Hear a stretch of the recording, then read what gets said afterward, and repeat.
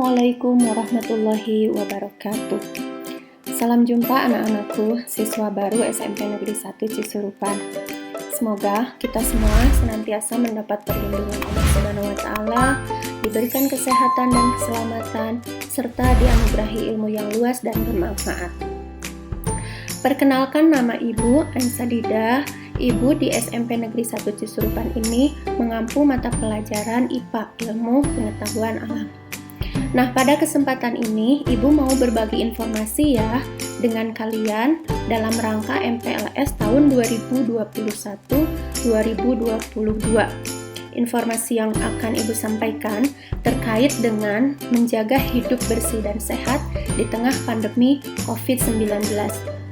Sekaligus nanti di dalamnya kita akan diingatkan lagi tentang protokol kesehatan pencegahan penularan COVID-19 ya, yang senantiasa harus disiplin kita lakukan. Berbagai upaya telah dilakukan untuk mengurangi resiko penyebaran virus COVID-19. Salah satunya adalah pembatasan sosial berskala besar atau PSBB yang saat ini dikenal dengan PPKM yang dilakukan di beberapa kota besar di Indonesia. Kini Indonesia tengah menyambut kehidupan new normal, yaitu perubahan pola hidup di masa pandemi COVID-19.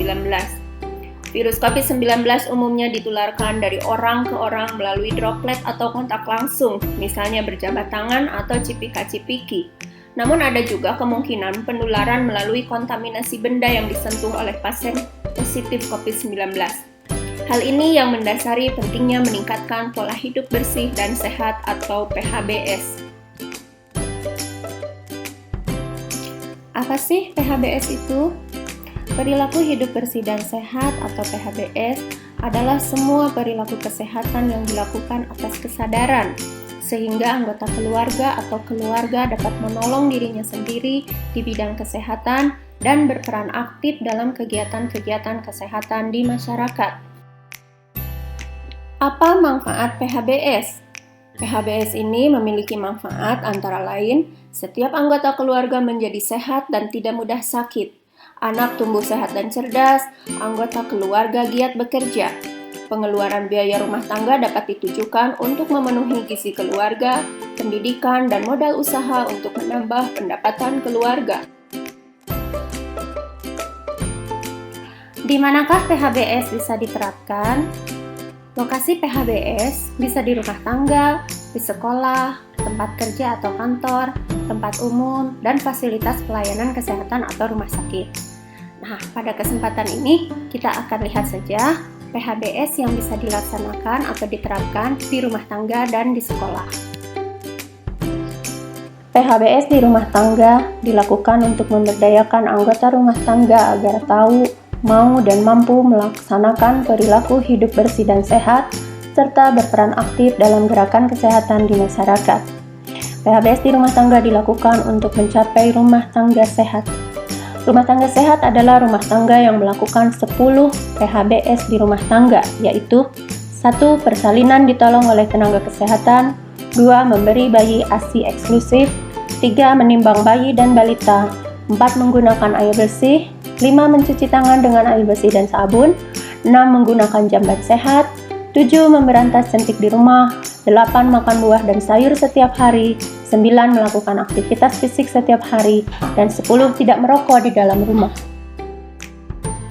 PHBS di sekolah merupakan langkah untuk memberdayakan siswa, guru, dan masyarakat lingkungan sekolah agar bisa dan mau melakukan perilaku hidup bersih dan sehat dalam menciptakan sekolah yang sehat.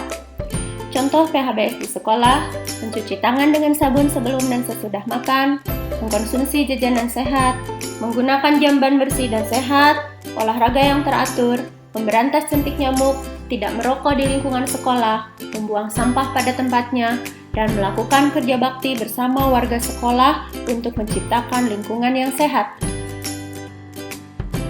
Pandemi COVID-19 memang membawa berbagai perubahan dalam hidup setiap individu, baik dari aktivitas seperti bekerja maupun kegiatan belajar mengajar yang lebih sering dilakukan di dalam rumah, hingga perubahan pola dan gaya hidup.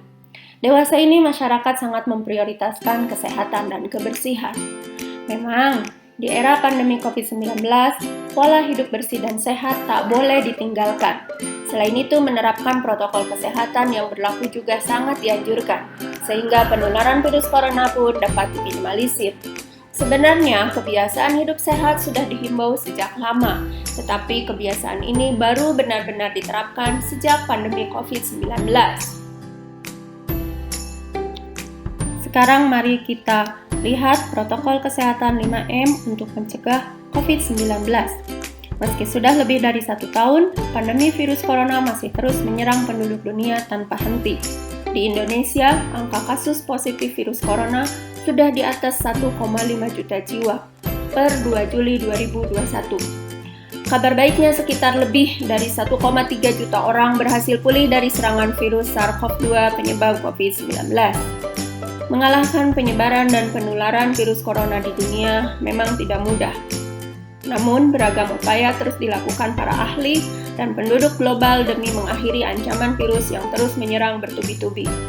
Di beberapa negara termasuk Indonesia, pemerintah membuat pedoman dan protokol kesehatan untuk menghadapi virus corona.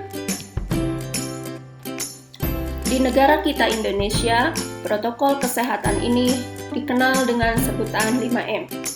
Kalian sudah tahu apa saja protokol kesehatan 5M untuk membantu pencegahan dan penularan virus corona? Yuk, kita lihat lagi apa itu protokol kesehatan 5M. Pertama, mencuci tangan. Di masa pandemi, mencuci tangan secara rutin menggunakan air mengalir dan sabun sangat dianjurkan, apalagi usai menyentuh benda yang ada di ruang publik. Sebab bisa saja benda yang disentuh tersebut telah terkontaminasi virus. Kemudian tangan menyentuh bagian wajah dan virus pun masuk ke dalam tubuh. Pastikan kamu sudah melakukan cuci tangan secara tepat, setidaknya selama 20 detik. Namun, jika tidak memungkinkan untuk cuci tangan, dapat menggunakan hand sanitizer untuk membersihkan tangan. Kedua, memakai masker. Selama pandemi, memakai masker setiap bepergian ke luar rumah menjadi langkah pencegahan penularan virus yang sangat efektif. Jadi, gunakan masker ketika pergi ke tempat publik seperti sekolah. Masker dapat melindungi bagian wajah dari droplet seseorang yang mungkin mengandung virus. Penggunaan masker di dalam rumah juga perlu dilakukan ketika 1. Terdapat anggota keluarga yang terinfeksi COVID-19. Kedua, terdapat anggota keluarga yang berpotensi terkena COVID-19 karena aktivitas di luar rumah. 3. Merasa terjangkit atau mengalami gejala COVID-19. 4. Ruangan sempit. Dan kelima, tidak bisa menjaga jarak minimal 2 meter.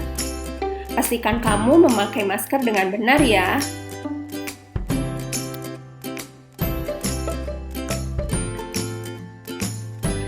Ketiga, menjaga jarak. Terapkan physical distancing dan tidak melakukan kontak dekat dengan orang lain sangat dianjurkan. Hal ini dapat menghindari penularan virus di tempat umum, sebab berada di keramaian dapat meningkatkan risiko penyebaran COVID-19. Jaga jarak aman ya, yang dianjurkan saat ini 1-2 meter. 4. Menjauhi kerumunan. Selain 3 hal yang sudah dibahas tadi, menjauhi kerumunan merupakan protokol kesehatan yang juga harus dilakukan.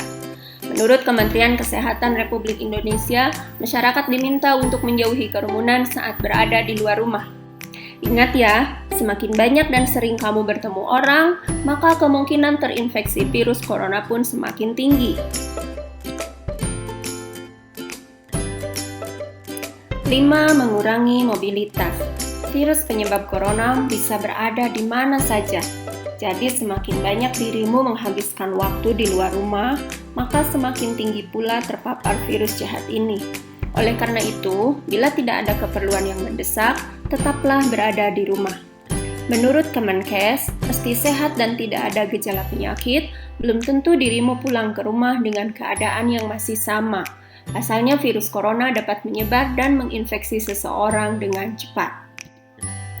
Tetap menjaga kebersihan secara keseluruhan bertujuan untuk mencegah resiko infeksi berbagai penyakit sekaligus menjaga kesehatan tubuh. Perlu diketahui, pola hidup bersih dan sehat merupakan kebiasaan baik yang memiliki banyak manfaat baik.